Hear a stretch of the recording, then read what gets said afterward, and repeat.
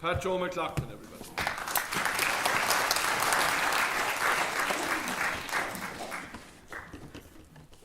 Thank you, Eamon. Well, I'm from North Longford, Ballinamok to be precise, which has historical significance as well, but as they say, Shin Scale not for tonight. I'm going to read three of Pádraig's poems. The first one is called The Plougher, as in ploughman. We're all aware, maybe painfully aware, of the National Ploughing Championships on at the moment, and it reminds me of the comparison with the early 1950s, when I remember on a farm in North Longford what ploughing was like then. Just what was called a swing plough at the time. It was a plough that didn't have a wheel on it to direct it.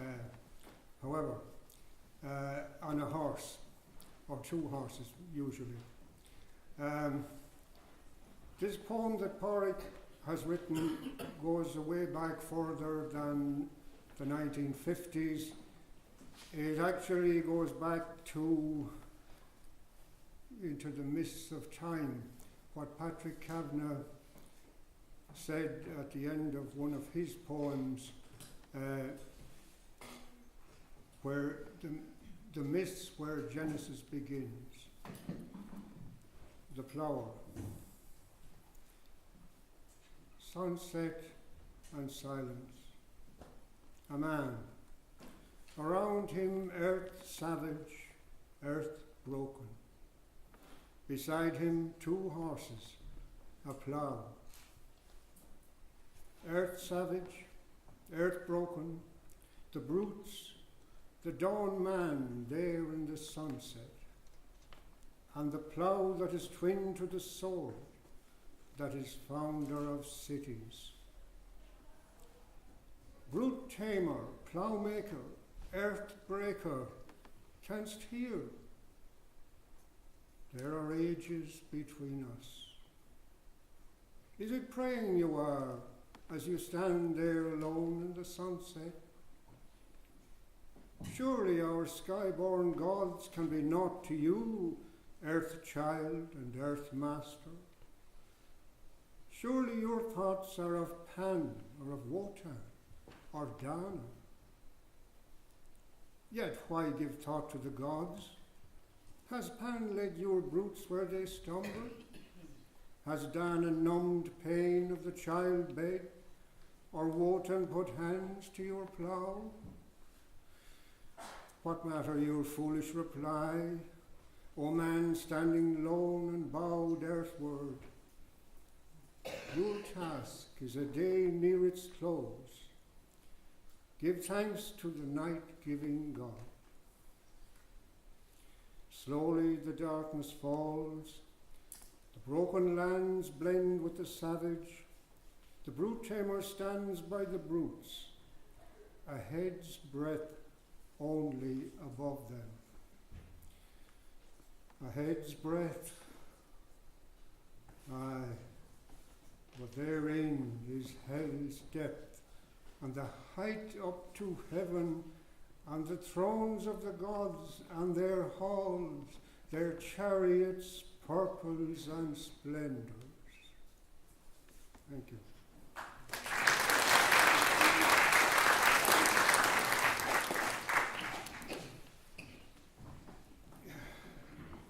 This poem is called A Drover, and my connection with this, which goes back again to the 1950s. I remember when I was about 12 years old, helping to drive cattle to a fair in Longford from Ballinamok, which is about 12 miles. And it, in memory anyway, it was in the middle of the night, because by the time we got to Longford it was about daybreak. And when you were young, you would be sent ahead sometimes to stand in gaps at the side of the road to stop the cattle going into it. And Porrick has this mentioned here as well. To me of the pastures, from wet hills by the sea, through Leitrim and Longford, go my cattle and me. I hear in the darkness their slipping and breathing.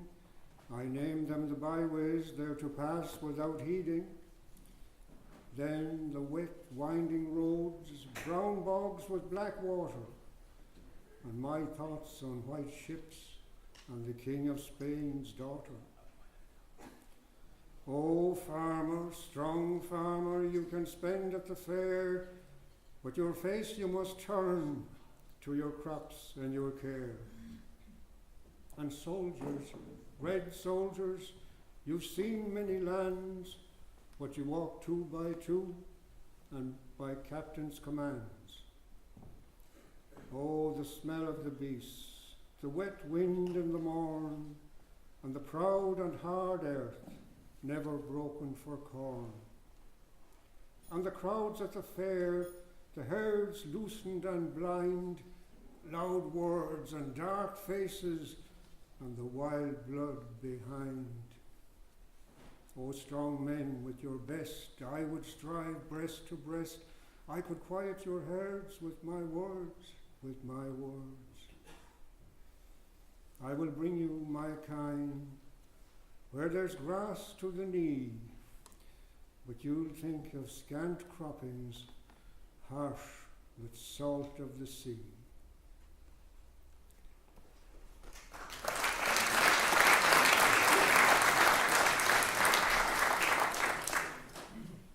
And lastly, a poor scholar of the 40s. Again, the North Longford connection with this poem for me is the Latin school in Moyne, where I attended for 3 great years and learned Latin and Greek, which are mentioned in this poem. I'm not sure if that would have made me a poor scholar of the 50s or not, but anyway, this is what a poor scholar of the 1840s was like. My eyelids red and heavy are, with bending o'er the smouldering peat. I know the Aeneid now by heart, my Virgil read in cold and heat, in loneliness and hunger smart. And I know Homer too, I ween, as monster poets know Oisin. And I must walk this road that winds twixt bog and bog, while east there lies a city with its men and books, with treasures open to the wise, heart words from equals, comrade looks. Down here they have but tale and song, they talk repeal the whole night long. You teach Greek verbs and Latin nouns, the dreamer of young Ireland said. You do not hear the muffled call, the sword being forged, the far-off tread of hosts to meet as Gael and Gaul.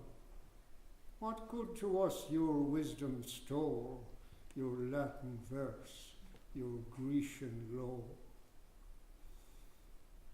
And what to me is Gael or Gaul, less than the Latin or the Greek? I teach these by the dim rushlight, in smoky cabins, night and week. But what avail my teaching slight? Years hence, in rustic speech, a phrase, as in wild earth, a Grecian vase. Thank you.